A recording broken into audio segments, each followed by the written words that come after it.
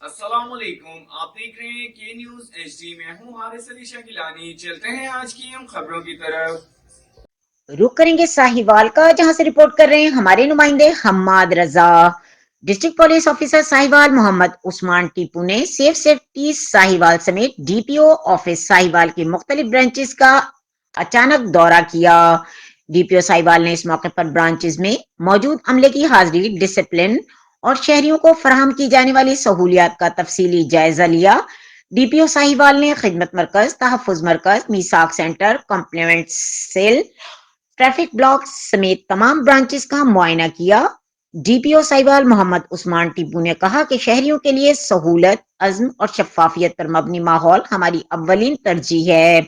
انہوں نے incharge branches کو ہدایت کی کہ دفاتر میں آنے والے سائلین کے ساتھ خوش اخلاقی سے پیش آئیں اور سروس ڈیلیوری کے معیار میں مزید بہتری لائیں۔